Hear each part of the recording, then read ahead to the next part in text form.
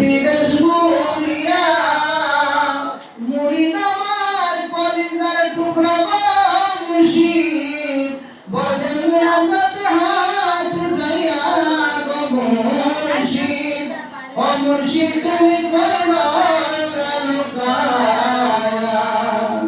এরকম গুলাম রাখা দিয়া বলে রায় বছর গুলা দিয়া গো মুর্শিদ ও মুর্শিদ তুমি কইরা লুকায়া বলে মারহাবা আল্লাহ বলি লুকায়া আছে কিন্তু আমাদেরকে দেখে কিনা আল্লাহ বলি আমাদের চেয়ে দূরে না আল্লাহ বলি আমাদের সদা সর্বদা আমাদের কাছে জোরে জোরে বলেন সুবহানাল্লাহ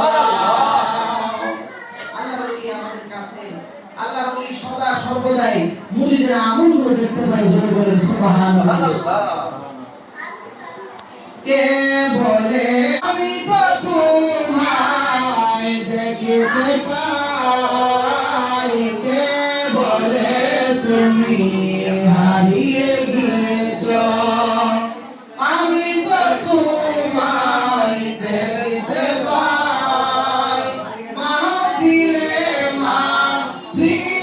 যেন তোমার বয়ান শুনতে পাই কে বলে তুমি হারিয়ে গিয়েছো আমি তো তোমায় দেখতে পাই মাহফিলে যেন তোমার বয়ান শুনতে পাই যে প্রেম মসজিদের কিনার গেছে ঘুমিয়ে আছো হে সোনার চাঁদ তাকে ভিড়ে থাক ভিড়ে জানাই মুর্শিদ মাওলা জিন্দাবাদ তাকে ভিড়ে থাক ভিড়ে জানাই বাদশাহ মাওলা জিন্দাবাদ যে প্রেমানল বুকে ধরে ওই মদিনায় যেতে চাই সেই প্রেমে ভক্তি এই দেহ এই মন প্রাণ কে বলে তুমি হারিয়ে গিয়েছো আমি তো তোমায় দেখতে পাই মাহফিলে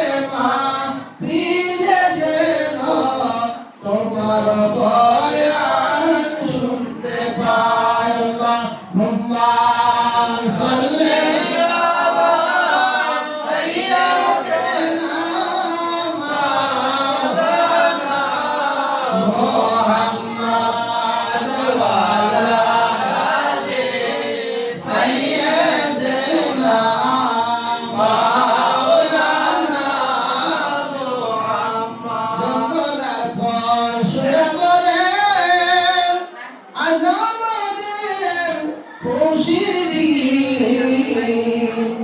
এই দরাতে তশরিফ আনলেন রহমাতাল লিল আলামিন আল্লাহুম্মা সাল্লি আলা সাইয়্যিদিনা মাওলানা মুহাম্মদ ওয়া আলা আলি সাইয়্যিদিনা মাওলানা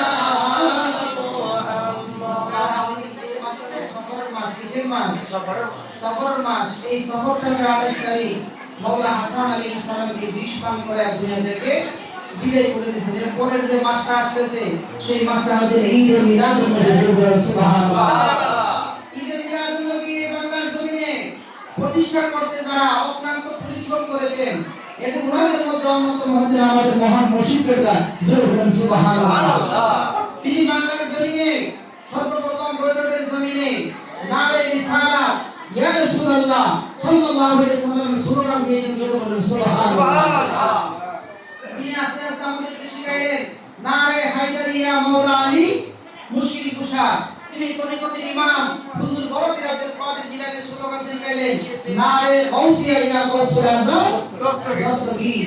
আজকে এক শ্রেণীর লোক আমাদের সমাজে রয়েছে গাউসুল আজম বলা শিরিক, জোরে বলেন নাউজুবিল্লাহ। আমরা শেখ জীবনে আল্লাহর ওলি পেয়েছি।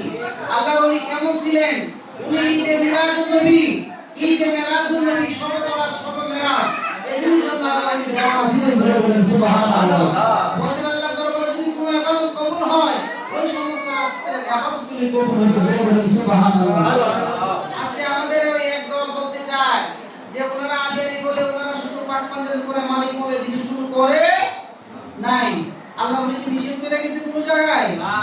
ইসলামের দিবসের কোনো শেষ নাই, দিবসের কোনো শেষ নাই।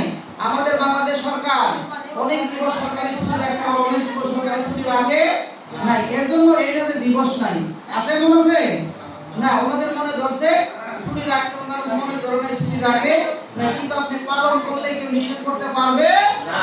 না, এই ইসলামের মধ্যে অসংখ্য দিবস রয়েছে, এমন কোনো দিন নাই, প্রত্যেক দিনের মধ্যে দিবস রয়েছে, বলেন সুবহানাল্লাহ। ইসলামের আল্লাহ পাক রব্বুল আলামিন দুনিয়ার জমিনটাকে এমন করে এমন বানিয়ে দিলেন, আগের জামানার যত পয়গম্বররা ছিল সমস্ত পয়গম্বররা একটা সুসংবাদ দিয়েছে। সেই সুসংবাদ কি?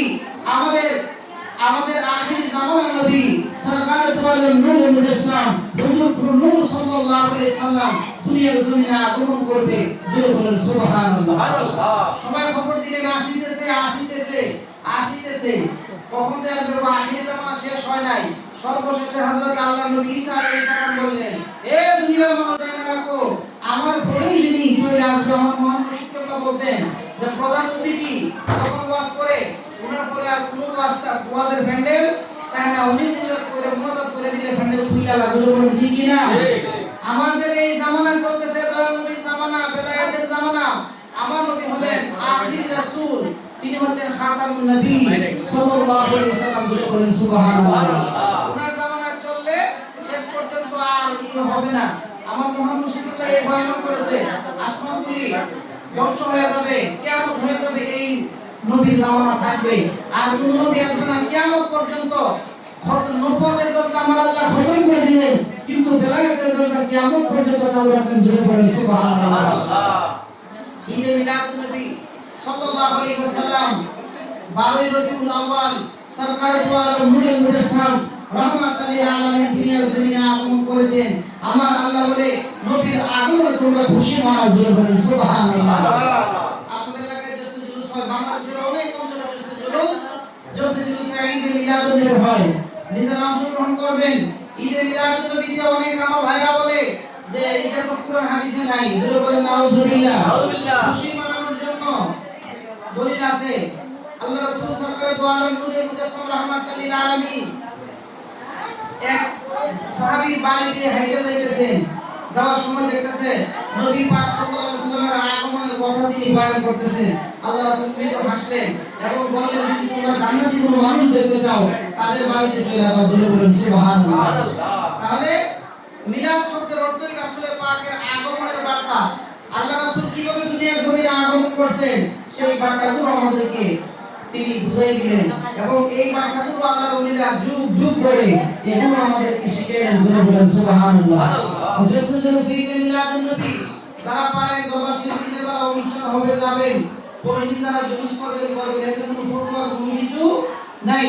আজকে দেখেন আমাদের সমাজে এমন কোনো জিনিস নাই যে জিনিস বেদাত হয় নাই, কিন্তু সমস্ত বেদাতেরা যায়। এই দেখেন আমার পকেটে একটা টাচ মোবাইল আছে, যেই সমস্ত মৌলবীরা আপনার বেদাত বলে টাচ মোবাইলের ভিতরে তাদের পকেটে টাচ মোবাইল আছে কি নাই? আছে।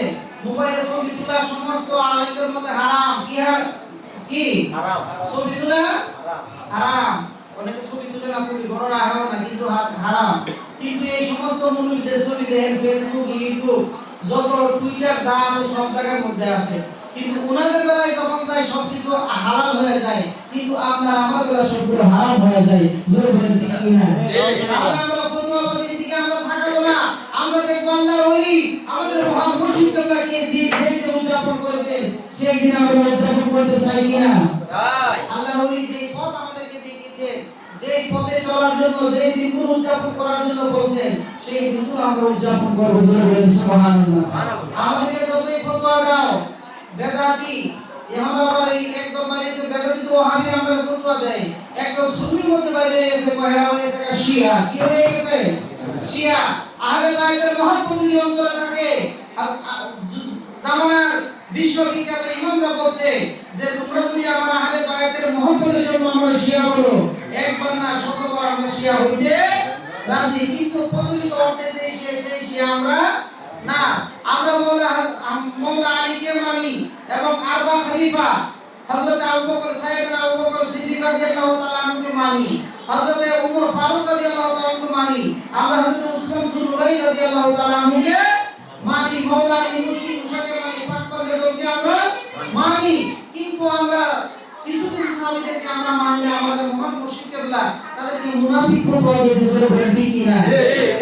শুধু আমার মহান মুর্শিদ কেবলা না, বাংলার জমিনে আমার মহান মুর্শিদ কেবলা বলেছে, তারপরে শত শত আলেম, হাজার হাজার আলেম আজকে দেখেন তাদেরকে খারাপ বলতেছে। কিন্তু যতই তোমরা শাক দেয়া মান দেখা যায় না, এই সমস্ত তারা ডাইকা রাখছিল, কিন্তু ডাকা থাকে না, সত্য কোনো না কোনোদিন প্রকাশ হয়।